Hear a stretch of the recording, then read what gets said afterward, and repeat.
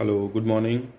ये lecture series उन बच्चों के लिए है जो ये क्वेश्चंस जो ग्राफ के बेस्ड हैं, जो ग्राफ बेस्ड क्वेश्चंस हैं, उनको हल करने में असमर्थ हैं। उनको ग्राफ की मदद से आसानी से हल करने में असमर्थ हैं, या वैल्यू रख के तो हो सकता है कर लेते हों, लेकिन उसमें समय बहुत व्यर्थ होता है। ये क्वेश्चन जो मैं दिखा रहा हूँ आपको, ये एनडीए एग्ज़ाम 2020 में आए हुए हैं। उसमें मैं देख पा रहा था कि 120 क्वेश्चन मैथ्स में आते हैं, जिसमें से लगभग 13 क्वेश्चन डायरेक्टली ग्राफ बेस्ड थे कि ग्राफ अगर आपको आता हो तो आप आसानी से कर सकते हैं, वरना जूझते रहिए। ये क्वेश्चंस करने में वैल्यूज़ रख के आप सॉल्व करते रहेंगे, क्योंकि अगर आपने ग्राफ पढ़ाया नहीं जाता है ना 10th 11th 12th में। जो ग्राफ्स हैं मैथमेटिक्स में, उनको डील नहीं किया जाता प्रॉपरली। कुछ जगहों किया जाता होगा, लेकिन कुछ विद्यालयों में नहीं। मैंने तो नहीं पढ़ा था, इसीलिए ये लेक्चर सीरीज़ में ग्राफ बेस्ड क्वेश्चन सॉल्व करने के लिए बना रहा हूँ। ठीक है, जैसे पहला क्वेश्चन देखिए। ये एनडीए में आए हुए क्वेश्चंस हैं। यदि एनडीए 2020 वाले पेपर में, यूपीएससी की साइट पे पेपर अपलोड है, उसमें आप देख सकते हैं। देखिए, पहला क्वेश्चन है, यदि 13 क्वेश्चन थे, 120 में से 13 क्वेश्चन थे जो डायरेक्टली ग्राफ बेस्ड थे, और आपको ग्राफ आता हो तो आप आसानी से कर सकते हैं, वरना चलिए पहला क्वेश्चन देखते हैं। x की वैल्यू 1.5 से ज़्यादा और 4 से कम है, 4.5 से कम है, तो निम्न में कौन सा कथन सही होगा। ये देखिए, ये वैल्यूज़ हैं ए बी सी डी, इसमें से कौन सा होगा। ठीक है, दूसरा क्वेश्चन इस तरीके से था। y is equal to 2 plus cos x के ग्राफ में कोटि या भुजमान, भुज और कोटि होता है ना, कोट मतलब y एक्सिस पे इसका वो कितना होगा, रेंज किस अंतराल में है। देखिए, y equal to 2 plus cos x के ग्राफ के भुजमान ऑर्डिनेट किस अंतराल में है, 0 से 1, 0 से 3, -1 से 1, या फिर 1 से 3। रेंज डोमेन आपको पता होगी कॉस थीटा की, तो आप कर पाएंगे। क्वेश्चन नंबर थर्ड देखिए, ग्राफ बेस्ड क्वेश्चन है ये। परवलय मतलब parabola x equal to y square में पैराबोला शीर्ष से, पैराबोला है ये, इसके शीर्ष से गुजरने वाली और एक्स एक्सिस की ओर थीटा कोण से झुकी हुई जीवा की लंबाई क्या होगी। देखिए, a equal to sine theta cos theta sec square theta cos theta cos sec square theta cot theta into sec square theta, या फिर 2 tan theta into cos sec square theta. इस तरह के क्वेश्चंस आपको सॉल्व करने में मदद करने के लिए मैं ये लेक्चर सीरीज 1 से 2 घंटे की एक लेक्चर सीरीज होगी, जिसमें आप ग्राफ बेस्ड क्वेश्चंस कर पाने में अपने आप को सक्षम पाएंगे। सीरीज़ ए एनडीए वाला एग्ज़ाम जो 2020 में हुआ था, एनडीए एग्ज़ाम 2 2020, सीरीज़ ए में मैथ्स के ये क्वेश्चंस मैंने ऑब्जर्व किए कि डायरेक्टली ग्राफ बेस्ड थे, 13 आउट ऑफ 120 क्वेश्चंस। और आप ये क्वेश्चंस नेट से डाउनलोड कर लीजिए क्वेश्चन पेपर, और आप देख लीजिए। क्वेश्चन नंबर 10 सीरीज़ ए में, क्वेश्चन नंबर 10, 26, 55, 81, 85, है ना, 86, 89, 89, 90, 91, 92, 97, 98, और ये टोटल अगर 13 क्वेश्चंस आपको सॉल्व करने आते हैं, आपने वो तरीका पढ़ा रखा है, तो आपको इस लेक्चर की आवश्यकता नहीं है। लेकिन अगर आप ये क्वेश्चंस कर पाने में असमर्थ हैं, तो आपको ये लेक्चर सीरीज़ पूरी की पूरी पढ़ना चाहिए, अच्छे से पढ़ना चाहिए, आत्मसात करना चाहिए। और कुछ ग्राफ्स मैं एक बार ड्रॉ करूँगा, मैं उम्मीद करूँगा आपसे कि आप उनका नेचर याद कर लें। उनका नेचर आपको याद करने की आवश्यकता है। अब मैं वो बात बताने जा रहा हूँ कि मुझे ग्राफ में इतनी रुचि कहाँ से आई, या फिर ये क्वेश्चन क्यों लगा कि ग्राफ्स को एक अलग से एक टॉपिक होना चाहिए और पढ़ाया जाना चाहिए। मैं जब कोटा की कोचिंग करने गया 2008 में, कोटा में IIT JEE की प्रिपरेशन के लिए, 2007-8, हाँ 2007 में इंटर पास आउट हुई, 2007-8 में इंटर के बाद IIT कोचिंग करने गए। वहाँ पहले ही, और यहाँ पे ठीक ठाक थे अपने नवोदय विद्यालय प्रतापगढ़ में, पढ़ाई ठीक ठाक हुई थी। मैथ्स मतलब फिजिक्स केमिस्ट्री मैथ्स सब अच्छा ही था, स्कोर ओवरऑल 12th में अच्छा था। लेकिन वहाँ पहला ही क्वेश्चन सर ने कहा कि y equal to x upon 7 y is equal to x upon 7 और y is equal to sine x, ये दोनों ग्राफ एक दूसरे को कितने पॉइंट्स पे कट करेंगे? सॉल्व। अपनी तो हवाइयाँ उड़ गई, ये क्वेश्चन कैसे सॉल्व होगा? और जी बाबूराज सर थे, पढ़ा रहे थे, जी बाबूराज सर थे, और उन्होंने मतलब मैथ्स शुरू किया कि आप लोग मैथ्स पहले से पढ़ के आए हैं, काफ़ी अच्छा बैकग्राउंड रहा है आप लोगों का, तब आप IIT कोचिंग करने की सोचे हैं। और ये ग्राफ, ये क्वेश्चन आते ही सब लड़के परेशान। भाई कुछ लोग IIT कोचिंग पहले से किए थे, हम तो 12th के बाद करने गए थे, बिल्कुल हैरान परेशान हो गए। लेकिन भाई क्योंकि पढ़ाया ही नहीं गया था, और कहाँ से करते। वैल्यू रख के ये क्वेश्चन सॉल्व करना बहुत मुश्किल है।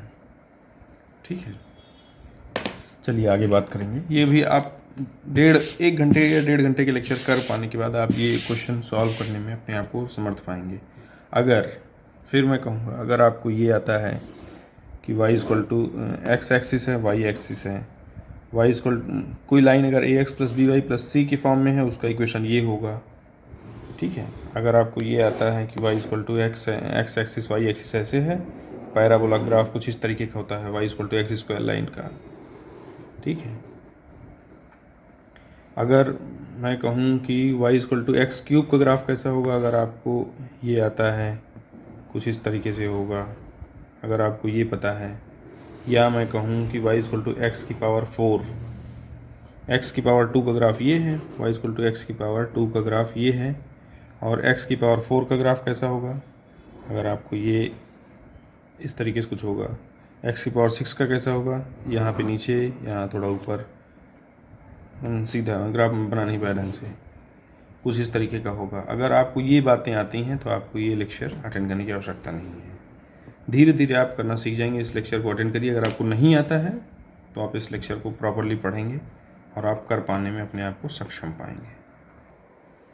फिर हम कहेंगे y equal to sine x का ग्राफ खींचिए आप। अगर आपको ग्राफ में अच्छे से समझ में आता है, x y axis, x axis, ठीक है, यहाँ 0 π/2 या मतलब 90 अंश, π/2, पाई माइनस π/2, माइनस π/2 मतलब 90 अंश, माइनस पाई, साइन की value y equal to sine x है मेरा ग्राफ, ये y एक्सिस, ये x एक्सिस, कुछ इस तरीके से बनाया होता है। π/2 पे वैल्यू 1 होती है और पाई पे 0, 0 पे 0, माइनस π/2 पे कुछ ऐसा है, माइनस π/2 -1।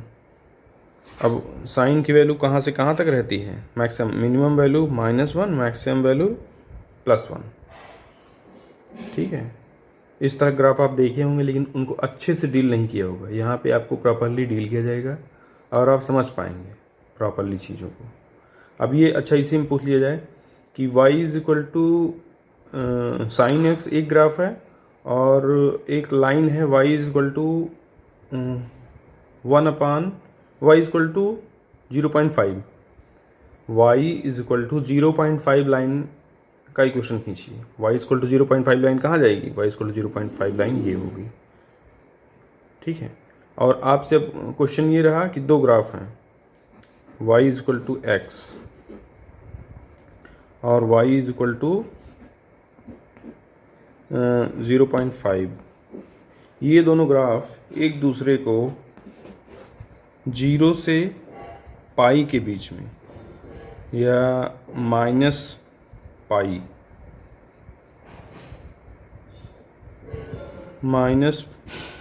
-π से +π के बीच में, या -π/2, -π/2 से पाई के बीच में कितनी बार एक दूसरे को कट करेंगे? -π/2 से लेके पाई के बीच में ये दोनों ग्राफ कितने पॉइंट्स पर एक दूसरे को टच करेंगे? कितने पॉइंट्स पर बताइए? y इक्वल टू 0.5 लाइन ये है, y equal to sine x का ग्राफ ये है। क्या -π/2 पे y इक्वल टू 0.5 लाइन इसको टच कर रही है? नहीं कर रही है। तो इसके कितने सॉल्यूशन हो गए? पहला सॉल्यूशन ये हो गया, दूसरा सॉल्यूशन ये हो गया। खाली 2 पॉइंट्स पे टच करेंगे। और जिनको गणित लगा के वो करना है, वैल्यू रख के वो करते रहें, लेकिन ग्राफ वाला मेथड ये है और ये एक्यूरेट मेथड है और यही होना चाहिए। लेकिन ये चीज़ हमको तब आएगी जब हम ग्राफ अच्छे से डील करना समझेंगे। एक क्वेश्चन और आया, लड़के फंक्शंस तो पढ़ते हैं, जैसे मॉडुलस फंक्शन एक होता है, ये वाला फंक्शन आप ज़रूर पढ़ेंगे अगर 11th-12th में है, 11th में है वैसे ही, y equal to mod x. इसका मतलब क्या होता है? इसका मतलब होता है y equal to mod x हमेशा पॉजिटिव होता है, मॉड फंक्शन की वैल्यू हमेशा पॉजिटिव होगी, है ना। इसका मतलब होता है y equal to mod x का दो अर्थ होते हैं, mod x equal to plus x when x greater than और इक्वल टू 0, और minus x when x less than 0। ठीक, mod function y equal to mod x का मतलब होता है y equal to mod x equal to plus x when x greater equal to 0, minus x when x less than 0। जिस बच्चे को ये समझ में आ गया कि y equal to plus x line और y equal to minus x line कैसे खींचते हैं, ऐसे खींचते हैं ना, एक्स एक्सिस मतलब y axis, x axis y equal to x line when x greater equal to 0, इस तरह की लाइन बन जाएगी। और y equal to minus x जब x less than 0, y equal to minus x जब x less than 0, x less than 0 यहाँ पे है और इतनी दूर में y माइनस एक्स की लाइन इस तरह जाती है। तो हमें ये कहानी याद करने की ज़रूरत नहीं है, हमें ये समझना है कि y equal to mod x दिया तो हमारा ग्राफ कैसा होगा, इस तरह से होगा। x की वैल्यू पूछ लो, y की वैल्यू हमेशा पॉजिटिव होगी, माइनस y डैश की तरफ नहीं जाएगी, x डैश x पे हो हमारी वैल्यू, या चाहे x डैश पे हो मतलब माइनस x पे हो, y हमेशा पॉजिटिव रहेगा। इस फंक्शन को कहते हैं मॉड फंक्शन, ठीक है। और इसके इस्तेमाल कैसे करेंगे? अब हमें क्वेश्चन आता है, integrate mod of x plus 1 dx when x minus 2 two plus 2। इस एरिया ये इंटीग्रेट करते हैं तो क्या पूछता है? अगर इंटीग्रेट कर रहे हैं तो क्या पूछता है? एरिया ही तो निकालना होता है इंटीग्रेशन में। अब जो बच्चे मॉड फंक्शन ये ग्राफ पढ़े हुए हैं वो इसको कैसे करेंगे, जो नहीं पढ़े हैं वो तो कैसे करेंगे, तो सबको पता है कैसे करेंगे। हमने खींच लिया एक्स एक्सिस वाई एक्सिस। अब मॉड एक्स का ऐसा है ग्राफ, मॉड एक्स प्लस 1 का कैसा होगा? अच्छा, अगर x इक्वल टू 0 होगा तो y इक्वल टू 1 होगा, x इक्वल टू 0 होगा तो x इक्वल टू 0 तो y इक्वल टू 1, है ना। और अगर x इक्वल टू माइनस 1 होगा, x इक्वल टू माइनस 1 होगा तो y equal to 0, x equal to minus 1 ले लिए तो कितनी होगी value, x equal to minus 1 तो माइनस 1 प्लस 1 0 हो गया तो y 0 हो जाएगा। यहाँ पे माइनस 1 लिए तो ग्राफ 0 हो गया और 0 लिए तो ग्राफ 1 हो गया। अब हम जानते हैं कि ये सिमेट्रिकल है, y एक्सिस के सापेक्ष ये ग्राफ सिमेट्रिकल है। ये ग्राफ कैसा होगा, कुछ समझ पाए? क्या समझ पाए? ये ऐसे जाएंगे, एक लाइन जब ऐसे गई, अच्छा एक चीज़ और देख लो, अगर हम -2 ले लें, x इक्वल टू -2 लिया, x इक्वल टू -2 लिया तो ये +1 हो गया, -2 + 1 -1 हो गया। लेकिन मॉड फंक्शन है, ग्राफ पॉजिटिव होगा तो y की वैल्यू कितनी होगी, 1 होगी, यहाँ कहीं होगी। और तो कैसा ग्राफ होगा, ऐसा, ठीक। अब हमें कहाँ से कहाँ तक का एरिया निकालना है, -2 से 2 तक। -2, ये -2 पे ग्राफ वैल्यू कितनी, 0, -2 पे ग्राफ की वैल्यू 1, मतलब ये वाला त्रिभुज हो गया ये क्षेत्रफल निकालने के लिए। और -2 से 1 तक ऐसा है, और कहाँ तक निकालना है, 2 तक। -2 से 1 तक ऐसा है और हमें 2 तक निकालना है, +2 तक, +2 पे ग्राफ क्या होगा, 1 1 यहाँ, 2 यहाँ।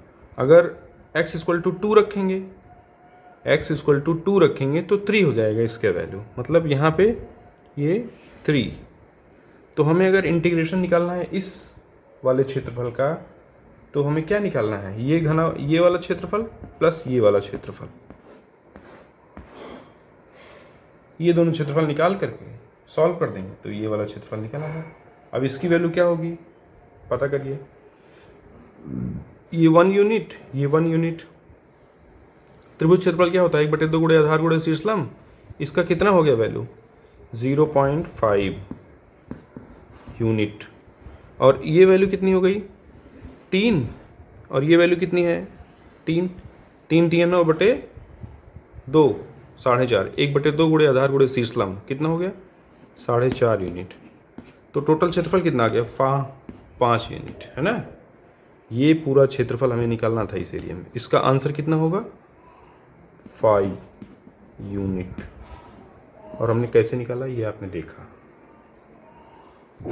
चलिए अब हम वो वाला देखते हैं, हम लोग खूब पढ़ते हैं ना ये ax स्क्वायर क्वाड्रेटिक इक्वेशंस, आप ये तो सबने पढ़ा होगा, ax square plus bx plus c equal to 0, है ना। इसमें सोल्यूशन निकालते थे, x की वो वैल्यूज़ निकालते हैं जिसमें y इक्वल टू, जिसमें इसका मान 0 हो जाता है, ठीक है। हम ये निकाल रहे होते हैं 4x square plus 16x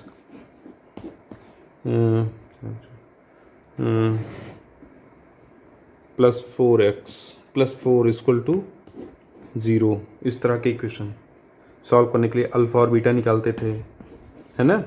alpha और बीटा क्या होते हैं एक्चुअली, अगर ग्राफिकल रिप्रेजेंटेशन में हम देखना चाहें कि क्या मायने होते हैं इस बात के, अल्फ़ा और बीटा हम क्यों निकालते हैं, अल्फ़ा और बीटा क्यों निकालते हैं। अगर आपने 10th वाली किताब में ही अच्छे से प्रॉपरली देखा हो तो आपने देखा होगा कुछ इस तरह के इक्वेशन के लिए अगर इसको हम y मान लें, है ना, पूरे ग्राफ को हम लिखें कि y इक्वल टू, ये ग्राफ है ax square plus bx plus c, है ना, ये इस तरीके ग्राफ है, ये इस तरीके की बात है। y और x में स्क्वायर वाला रिलेशन है, x स्क्वायर और y, x स्क्वायर है तो y लीनियर है। इस तरह का ग्राफ अगर हमने देखा हो तो ऐसा हुआ करता था, क्वाड्रेटिक इक्वेशन आपने पढ़ा होगा, कुछ इस तरीके का उसका स्वभाव होता था। वो डिपेंड करेगा, मतलब ऐसा ही होगा, ए और बी की वैल्यूज़ पर डिपेंड करेगा, ठीक है। ए बी सी इन तीनों, जो क्या कहते हैं इनको, चर पद अचर पद आपने पढ़ा हो, या कांस्टेंट टर्म्स, और ये क्या है, x और y की वैल्यू कुछ भी हो सकते हैं ना, x की वैल्यूज जो भी रखोगे उन पर y डिपेंड करेगा, तो y इस तरीके से डिपेंड करता है, x एक्सिस यहाँ, y एक्सिस यहाँ। अल्फ़ा बीटा जो निकालते थे वो क्या होते थे, एक्चुअली अल्फ़ा बीटा हम जो सॉल्व कर रहे होते थे वो ये पॉइंट्स होते थे, अल्फ़ा क्या होगा, बीटा क्या होगा। अगर इसको ग्राफिकल रिप्रेजेंटेशन के रूप में देखें तो अल्फ़ा बीटा क्या है, अल्फ़ा बीटा x की वो वैल्यूज़ हैं जहाँ y इक्वल टू 0 हो जाएगा।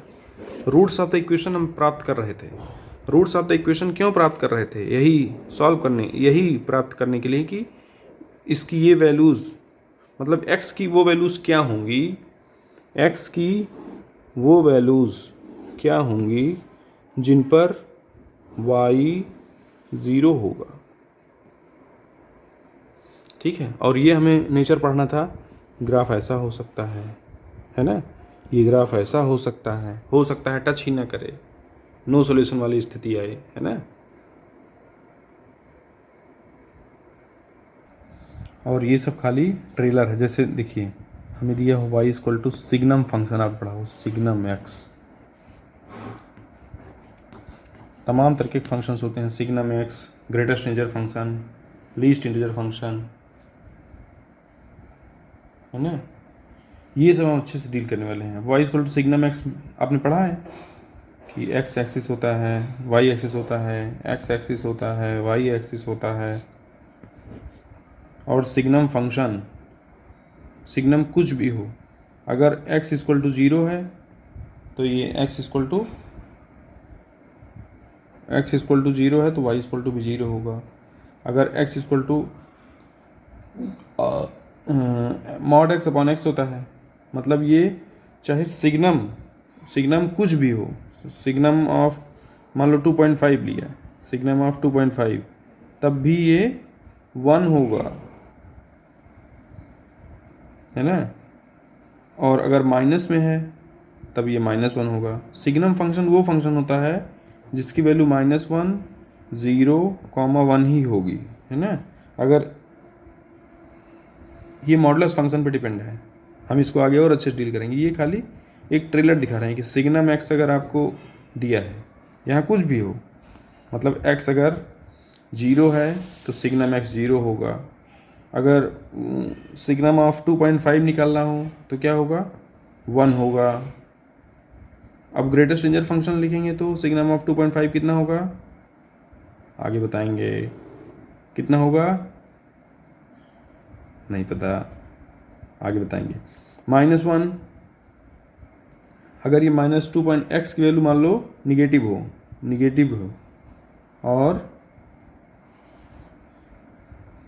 हो और 0 से बड़ी कुछ भी हो, मतलब 0 से छोटी कुछ भी हो, तो वैल्यू हमेशा -1 ही रहेगी। ये सिग्नम फंक्शन है। इस तरह के 7-8 तरीके के फंक्शंस हैं, उनको हम प्रॉपरली डील करेंगे। ये तो खाली इंट्रोडक्टरी लेक्चर है, ठीक है। Hello and good evening. क्या पढ़ने वाले हैं हम लोग? कुछ नया नहीं, वही जो आप क्लास 11th या 10th में पढ़े होंगे। मान लो लाइन खींचना, पहले तो जो आप 10th में पढ़े थे वो पढ़ेंगे। जैसे हमने मान लिया कह दिया 3x plus 4y is equal to 12। इसकी स्ट्रेट लाइन अगर खींचना हो, इसका ग्राफ पेपर दिया जाता था ना 10th स्टैंडर्ड में, कि इसका ग्राफ खींचिए, इसका ग्राफ कैसा होगा। आप ऐसे ग्रिड लाइंस बनने वाला ग्राफ आप देखे होंगे, ऐसे ऐसे ऐसे ग्रिड लाइंस उससे बनी रहती हैं, उसमें आप कुछ पॉइंट्स लेते हैं, है ना। इसको लिखते हैं एक्स एक्सिस को, क्या लिखते हैं, ये एक्स एक्सिस है, इसको लिखते हैं एक्स एक्सिस, इसको लिखते हैं वाई एक्सिस। अच्छा, अगर हम मान लो हम लिखें कि y इक्वल टू 0, तो y इक्वल टू 0 कौन सी लाइन है, y इक्वल टू 0 इसी लाइन पे तो है। तो x एक्सिस का इक्वेशन क्या हो गया, y इक्वल टू 0। अगर हम कहें ये y एक्सिस पे क्या है, x की वैल्यू क्या है, y एक्सिस से पूरे, तो ये क्या है, x इक्वल टू 0 है, तो मतलब y एक्सिस ना। अगर हम कहें कि इक्वेशन ऑफ y एक्सिस क्या होगा, तो आप कहते हैं कि y एक्सिस का इक्वेशन होगा x इक्वल टू 0 लाइन, है ना। और y इक्वल टू 0 लाइन क्या होती है, x एक्सिस, है ना। y इक्वल टू 0 लाइन क्या है, x एक्सिस का इक्वेशन है। तो 3x plus 4y equal to 12 हमें पता करना है, इसका मान क्या होगा, है ना। चलिए क्या करते थे बताइए। एक ऐसा टेबल बनाते थे, x का मान यहाँ लेते थे, y का मान यहाँ लेते थे, और 2 वैल्यू निकाल देते थे, है ना। 2 वैल्यू लेके हम काम करते थे। मान लो x का मान 4 रख दिया,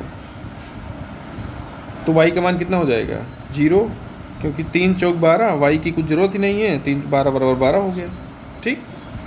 और मान लो हमने y का मान ले लिया 3, तो x का मान कितना हो जाएगा, 0। y का मान अगर 3 ले लिया तो x का मान 0 हो गया। अब क्या करेंगे, हमें 2 वैल्यू पता कर चल गई। देखिए x मतलब 2 पॉइंट क्या क्या पता चल गए, x 4, 0 और 0, 3, 2 पॉइंट मिल गए तो हम लाइन का इक्वेशन बना देते थे। कैसे होगा, x एक्सिस खींचा, y एक्सिस खींचा, इसका निरूपण या इसका मतलब कैसे लिखते थे ये तो याद ही होगा। एक्स एक्सिस, वाई एक्सिस, ये होता है 0,0, ये वाला पॉइंट, ये क्योंकि यहाँ एक्स भी 0 है, वाई भी 0 है। अब हमें क्या 4,0 एक पॉइंट लेना है, 1 point, 2 point, 3 point, 4 point. Graph पे ऐसे बनाते हैं ना, -1, -2, -3, -4, ये एक्स की वैल्यूज़ हैं। और वाई की वैल्यूज़ के लिए 1, 2, 3,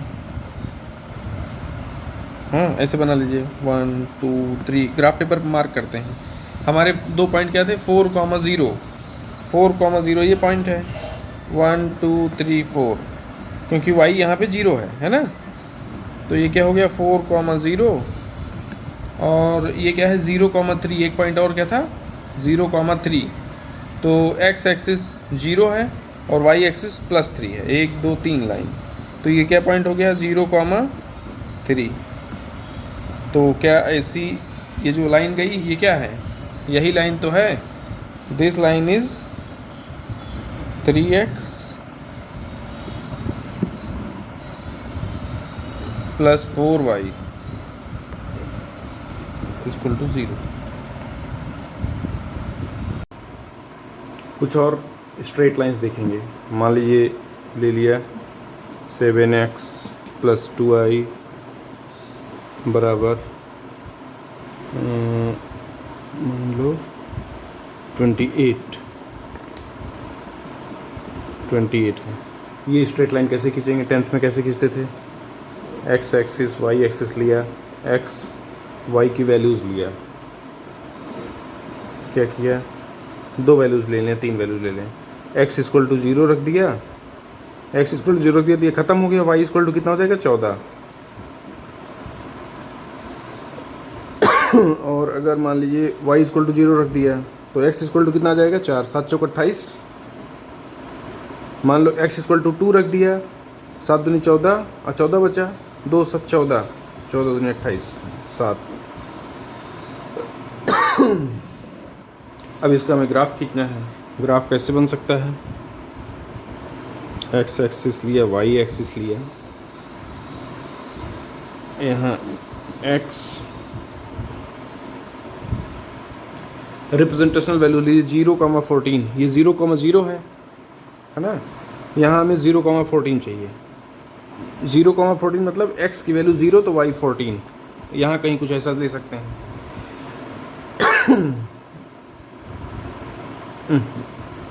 y = 0 लिया था तो x = 4 आया था ना, y = 0 लिया था x = 4, 7 चौक 28, 4,0 यहाँ कहीं। हमें 2 पॉइंट की आवश्यकता होती है, 2,7 अगर इस लाइन को सेटिस्फाई कर रहा है तो कहाँ पे होगा, हमें 2 पॉइंट मिल जाए तो ये लाइन बन जाती है। 2,7 यहाँ कहीं होगा, ये 2,7 होगा। तो ये लाइन कौन सी बन गई, 7x + 2y = 28। ये क्लास 10th स्तर का है। अब क्लास 11th में हम पढ़ ही चुके होते हैं लाइन के इक्वेशंस कितने फॉर्मेट होते हैं। इक्वेशन ऑफ लाइन कितने तरीके से लिखी जाती है, कोऑर्डिनेट ज्योमेट्री पढ़ ही चुके हैं ना, थोड़ा बहुत तो आता है कि सब भूल गए। जैसे x एक्सिस वाई एक्सिस, कोई स्ट्रेट लाइन है जो यहाँ पे c, ये डिस्टेंस c है और इसका स्लोप tan थीटा m है, tan थीटा बराबर m है, ये थीटा एंगल है। तो इस लाइन का इक्वेशन क्या पढ़े थे, y = mx + c, ये पढ़े थे। और जो पढ़ चुके हैं उसमें ज़्यादा फोकस नहीं करेंगे, मेरा टारगेट इस समय यहाँ ग्राफ पढ़ाने का है ना। एक्स एक्सिस ये कोऑर्डिनेट ज्योमेट्री की बात है, वाई एक्सिस, एक्स एक्सिस और वाई एक्सिस। मान लीजिए 2 पॉइंट दिए हों, कोई लाइन ऐसी है जो यहाँ पे एक्स एक्सिस काटती है, मान लो इसको ए काटती है, ये दूरी ए है, ये दूरी बी है। है ना, ये दूरी a है, ये दूरी b है। तो इसका इक्वेशन क्या होता था, स्लोप इंटरसेप्ट फॉर्म।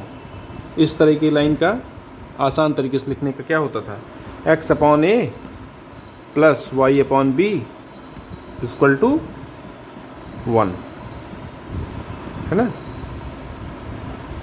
इस तरीके के 5-6 तरीके से हम लाइन का इक्वेशन निकालना सीखे थे कोऑर्डिनेट ज्योमेट्री में। लाइन का इक्वेशन किस तरीके से लिखते हैं, सीधा सा देखते हैं। जैसे क्या पढ़े थे, y equal to mx plus, मान लो बताया गया कि कोई लाइन इस तरीके से है जो y एक्सिस को 0,5 पे काटती है और x एक्सिस के साथ 60 अंश का कोण बनाती है, ठीक है, x एक्सिस y एक्सिस, और ये दिया कि ये कोण कितना है 60 डिग्री। इस लाइन का इक्वेशन क्या होगा, तो हम क्या लिखते थे, y इक्वल टू, हमें क्या पता है, mx प्लस c, जहाँ c क्या है, ये 5 है ना। तो इसका इक्वेशन क्या हो जाएगा, y इक्वल टू, m क्या होता है tan थीटा, और tan 60 का मान क्या होता है बताएं, tan 60 का मान क्या होता है, √3x प्लस √3x प्लस 5। इस लाइन का इक्वेशन हो गया। और इसी को हम अगर उस फॉर्म में लिखना चाहें, किस फॉर्म में, इस फॉर्म में, x upon a plus y upon b बराबर 1, तो कैसे लिखेंगे, इसको पहले एडजस्ट करिए ना। क्या हो गया, √3x minus y, √3x minus y बराबर कितना हो गया, -5। हमें यहाँ 1 चाहिए, तो √3x अपॉन -5 से भाग कर रहे हैं पूरे में, minus y upon √5, minus minus plus हो गया ना, ओ सॉरी, y अपॉन 5 बराबर -5 अपॉन -5 कितना हो जाएगा, 1। तो क्या हो गया, x का मान, x अपॉन, इसको क्या लिख सकते हैं, x upon -5 upon √3, x upon -5 upon √3 plus y upon 5 equal to 1। ये लाइन या ये लाइन एक ही बात तो है। अब इसमें एक चीज़ और पता चल गई, एक चीज़ और क्या पता चल गई, कि अगर हम ये बात निकालना चाहें कि ये दूरी क्या है, तो ये दूरी भी पता चल गई, कितनी है, -5 अपॉन √3। ठीक, मेरा मकसद आपको कुछ ग्राफ्स याद कराना है ना, कुछ ग्राफ्स का याद रहना चाहिए कि किस तरह से खींचते हैं। लेकिन चलिए ठीक है, वैल्यू रख के ही सीखते हैं। पहले मान लो कोई ग्राफ है x equal to y equal to x, तो इसका ग्राफ अगर खींचना हो तो कैसे खींचोगे, x एक्सिस ले लिया, y एक्सिस ले लिया, ठीक, x का मान, यह y का मान। इस तरह ग्राफ के लिए 2 पॉइंट पर्याप्त है। जो सीधे सीधे छोटे मोटे जो आसान वाले ग्राफ हैं उनको खींचने के लिए 2 पॉइंट लेना पर्याप्त है। x इक्वल टू 0 लोगे तो y इक्वल टू 0 जाएगा, मतलब ये 0,0 से पास होगा, है ना, ये जो भी ग्राफ बनेगा। y इक्वल टू 1 लिया तो x इक्वल टू 1 आ गया, x इक्वल टू -1 लिया तो y भी -1 आ जाएगा। ठीक है, अब इस ग्राफ में देखिए, हम मान लो ऐसे कुछ पार्टीशनिंग कर लें, 1 2 3 4 -1 -2 ना,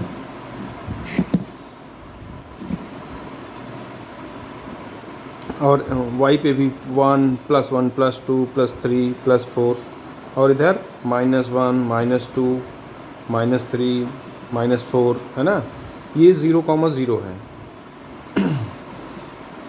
अब x इक्वल टू 0,0 से पास हो रहा है, ठीक है, 1,1 से पास हो रहा है, ठीक है, -1,-1 से पास हो रहा है, -1,1 -1,-1 है ना, ये पॉइंट है।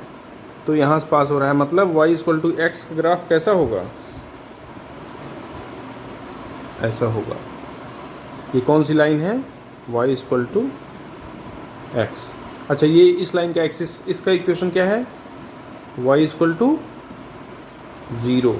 इसका इक्वेशन क्या है, x इक्वल टू 0। अगर x इक्वल टू 0 कह रहे हैं मतलब हम y एक्सिस की बात कर रहे हैं, y इक्वल टू 0 कह रहे हैं मतलब x एक्सिस की बात कर रहे हैं।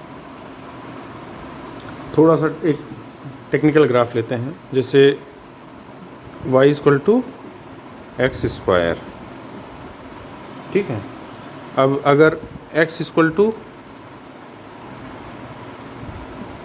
ऐसे बना लेते हैं,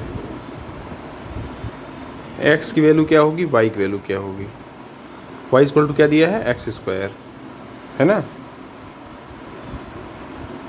मान लीजिए x इक्वल टू 0 लिया तो y इक्वल टू भी 0 हो जाएगा, x इक्वल टू 1 लिया तो y इक्वल टू भी 1।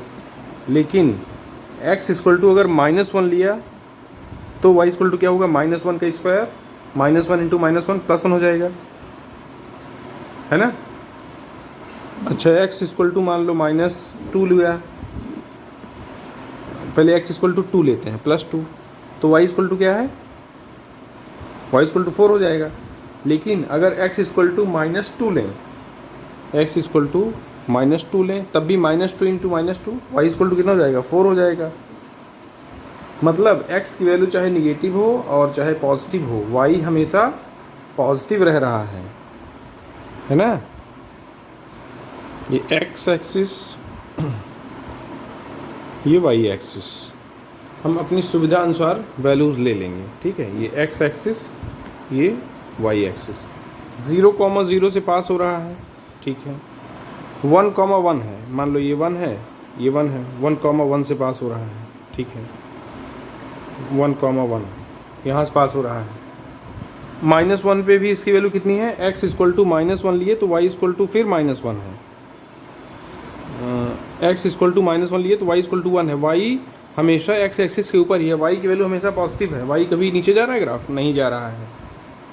x इक्वल टू 2 लिया तो y इक्वल टू 4 हो गया, x इक्वल टू 2 लेंगे तो y 4 जंप कर गया, ये 1 था, 1 2 3 4, 1 2 3 4, ग्राफ पेपर पे ये पॉइंट्स बने रहते हैं, हम अपनी सुविधा अनुसार बना रहे हैं। 1 2 3 4, 1 2 3 4, ये पॉइंट क्या है, ये 0, x इक्वल टू 0 है यहाँ, y इक्वल टू -4 है, और यहाँ 0,0 है, ये 1,1 है यहाँ। लेकिन हमने क्या लिया, x इक्वल टू 2 लिया तो y इक्वल टू 4 हो गया, x इक्वल टू 2 लिया तो y इक्वल टू 4 हो गया, 4 यहाँ कहीं, और x इक्वल टू -2 लिया तो y इक्वल टू 4 हो गया, -2 लेंगे तब भी ऐसा यहाँ।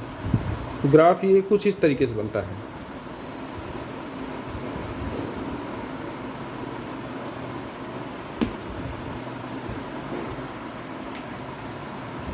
इसी को कहते हैं क्या, पैराबोला। ये किस तरह के इक्वेशन है, y equal to x square का। x की वैल्यू चाहे पॉजिटिव लेंगे चाहे निगेटिव लेंगे, y हमेशा पॉजिटिव रहेगा, क्योंकि स्क्वायर, किसी भी संख्या का स्क्वायर क्या होता है, हमेशा पॉजिटिव, ठीक है, हमेशा पॉजिटिव है। तो अगर हम कहें कि x equal to -5, x equal to अगर -5 लिया तो y कितना हो जाएगा, 25, कुछ ऊपर भाग जाएगा। अच्छा, x इक्वल टू -5 तो y इक्वल टू कितना, 25, और अगर x इक्वल टू -3 तो y इक्वल टू कितना, +9। x की वैल्यू क्या हो गई, बढ़ गई, x बढ़ रहा है लेकिन y घट रहा है ना। अब इस ग्राफ में देखिए, x बढ़ रहा है, -5 बढ़ा, -3 बढ़ा, कौन सा बढ़ा, -3 बढ़ा ना। अगर x की वैल्यू बढ़ रही है तो y क्या हो रहा है, घट रहा है। मतलब इस एरिया में, इस क्षेत्र में जो हम अभी शेड कर दिए, इस क्षेत्र में y equal to x function क्या है, जब x लेस देन ज़ीरो है, x लेस देन ज़ीरो है, x की वैल्यू बढ़ रही है तो y क्या हो रहा है, घट रहा है। फंक्शन कैसा होगा, अगर y equal to x square एक फंक्शन है तो ये फंक्शन कैसा हो गया, इस इंटरवल में, इस अंतराल में ये फंक्शन डिक्रीजिंग हो गया। y equal to x square decreasing है, y डिक्रीजिंग है ना इस अंतराल के लिए, y की वैल्यू घट रही है। अगर x निगेटिव में बढ़ रहा है, x निगेटिव में बढ़ रहा है, -5 बढ़ा, -3 बढ़ा, -3 बढ़ा, जब -3 बढ़ा है तो उस दौरान y की वैल्यू घट रही है, मतलब इस अंतराल में y equal to x square decreasing है। अब यहाँ देखिए जीरो से इधर, अगर ज़ीरो से इधर भागेंगे, ज़ीरो मतलब x ग्रेटर देन ज़ीरो हो गया तो y हमेशा पॉजिटिव है, भाग रहा है ऊपर। x इक्वल टू 1 पे y 1 है, x इक्वल टू 2 पे y 4 हो गया, x इक्वल टू 3 पे y 9 हो गया, है ना। इस अंतराल में x कैसा है, इंक्रीजिंग है, इंक्रीजिंग है, x की वैल्यू बढ़ रही है तो y भी बढ़ रहा है। इसको कहते हैं इंक्रीजिंग फंक्शन, डिक्रीजिंग फंक्शन, है ना। और यहाँ x की वैल्यू बढ़ रही है लेकिन y की वैल्यू क्या हो रही है, घट रही है। इसको कहते हैं इस अंतराल में ये फंक्शन डिक्रीजिंग है। ठीक है, बहुत महत्वपूर्ण है। मेरा टारगेट फंक्शन पढ़ाना है और फंक्शंस के ग्राफ पढ़ाना है। 8-9 तरीके के फंक्शंस होते हैं, उनका ग्राफ आज हम ये वैल्यू रख के सिखा रहे हैं। आगे चल के आप डायरेक्ट उनका ग्राफ याद रखेंगे और ग्राफ खींच के सॉल्यूशन निकालेंगे। अभी हम वही पोर्शन फिर से लेने वाले हैं जो आप 10th 9th में पढ़ चुके हैं। फ्रैक्शन ये 7वीं से शुरू हो जाता है। X square plus 4x plus 4 equal to 0। इसका फैक्टराइजेशन करिए। क्या करते थे, हमें याद था a प्लस बी का whole square, a square plus 2ab plus b square. हम लोग क्या लिखते थे, इसे क्या लिख देते थे, इसको लिखते थे x का square plus 2 into x into 2, यही तो है 4x। अब प्लस लिखते थे 2 स्क्वायर इक्वल टू 0। ठीक, अब हम इसी क्या लिख देते थे, x, this implies x plus 2 का होल स्क्वायर इक्वल टू 0। ये होता था सॉल्यूशन इसका। तो x का मान क्या निकलता था, x plus 2 into x plus 2 equal to 0। तो x के दो मान क्या निकलते थे, -2 कॉमा -2, है ना। x इक्वल टू क्या निकलता था, -2 कॉमा -2। इस मान का मतलब क्या होता था, हमने क्या निकाला, x square plus 4x plus 4 equal to 0 में x के दो मान -2 कॉमा -2 ही आए, है ना। तो हम इसका ग्राफ खींचने की कोशिश करेंगे। मेरा मकसद ग्राफ खींचना था इसका। सॉल्यूशन तो आप जानते हैं, लेकिन यहाँ वो पढ़ रहे हैं जो नॉर्मल स्कूल्स में नहीं पढ़ाया जाता है ना, जो नॉर्मली इग्नोर कर दिया जाता है।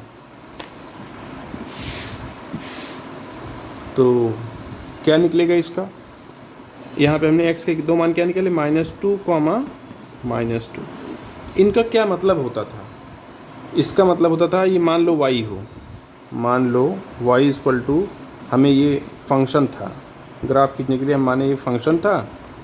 तो हमें क्या निकला, दो value, -2 comma -2, x axis y axis, x y, ठीक। -2 और कॉमा -2 दो, चाहे जो वैल्यू रखो, दोनों वैल्यू एक ही है। तो इसका मतलब है -1 -2, ये 0,0 है। दो पॉइंट जो जहाँ x axis y axis cross करते हैं वो 0,0 है।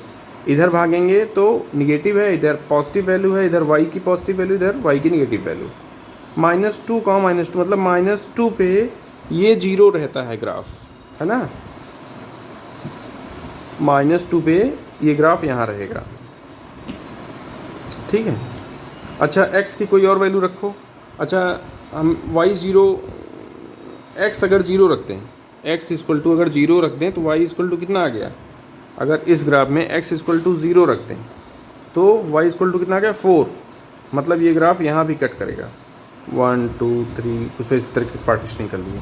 मतलब ग्राफ यहाँ कुछ ऐसा है, घुमावदार घुमावदार। और अब माइनस, मान लीजिए -4 रख दिया, एक्स इक्वल टू -4। अगर यहाँ -4 रखेंगे तो 4 चौक 16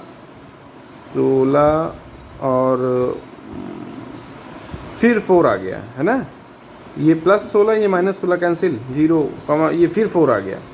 मतलब ये -4 पे भी वैल्यू कितनी हो गई, 4 हो गई। और यहाँ कितने 0 पे भी 4 थी, 4। मतलब ये ऐसा पैराबोला, इसका ग्राफ ऐसा हो गया। -2 -2 मतलब होता था कि x की वो वैल्यूज़ जहाँ पे ये फंक्शन y इक्वल टू 0 हो जाएगा, इसका ग्राफ ये होगा। वास्तव में हम ये निकाल रहे थे कि ये अगर इसका ग्राफ खींचा जाए, इसका सॉल्यूशन निकालने का क्या मतलब हुआ, x² + 4x + 4 इक्वल टू 0 निकालने का मतलब हुआ कि इसके दो सॉल्यूशन क्या क्या है, -2 -2 पे ये ग्राफ x एक्सिस को टच करेगा। चलिए थोड़ा कॉन्सेप्ट और क्लियर करेंगे। अभी हम फैक्टराइजेशन नहीं, एक लेते हैं x + 1 और x - 1 इक्वल टू 0 है ना। अगर हम इसका हमें ग्राफ खींचना है, इसका हमें ग्राफ खींचना है तो क्या करेंगे, y इक्वल टू ले लिया x + 1, x इक्वल टू, अगर हम x इक्वल टू 1 रखें, x इक्वल टू 1 रखें तो ये 2 हो गया और ये 0 हो गया। x इक्वल टू 1 पे y equal to 0, x equal to -1 रखो, -1 रखेंगे तो ये 0 हो जाएगा, है ना। -1 रख दिए तो यहाँ y इक्वल टू फिर 0 हो गया। वैसे भी हम y इक्वल टू 0 रखेंगे तो यहाँ क्या दो सॉल्यूशन निकलेंगे कि x + 1 इक्वल टू 0 का क्या मतलब होता है, x इक्वल टू -1 है ना। और यहाँ x - 1 इक्वल टू 0 तो x इक्वल टू +1, मतलब 1 x इक्वल टू 1 रखोगे तब भी y 0 होगा, x इक्वल टू -1 रखोगे तब भी y 0 होगा। मतलब अगर हम ग्राफ के रूप में देखें तो x की दो वैल्यूज़ हैं, x की दो वैल्यूज़ हैं जहाँ पे ये ग्राफ y को टच करेगा, y एक्सिस को टच करेगा।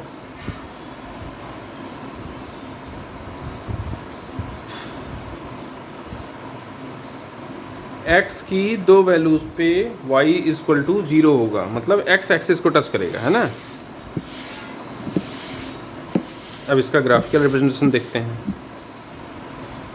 ग्राफिकल रिप्रेजेंटेशन कुछ इस तरीके से होगा, x एक्सिस y एक्सिस। फिलहाल ये दो द्विघात समीकरण है तो यहाँ से मुझे पता है कि इसका जो निरूपण होगा वो पैराबोला ही होगा, ठीक है। x इक्वल टू -1 पे भी ये -1 रखेंगे, x इक्वल टू -1 लिया था तो y इक्वल टू 0 था, है ना। और x इक्वल टू +1 लिया था तब भी y इक्वल टू 0 था। एक चीज़ देखिए, अगर इसको हम स्क्वायर फॉर्म में लिखें तो क्या होगा, इसका गुणा इससे x², इसका गुणा -x, है ना, ये इंटू ये -x हो गया, फिर इसका गुणा +1 इंटू x, फिर x आ गया, है ना। और -1 इंटू -1 -1 बराबर 0,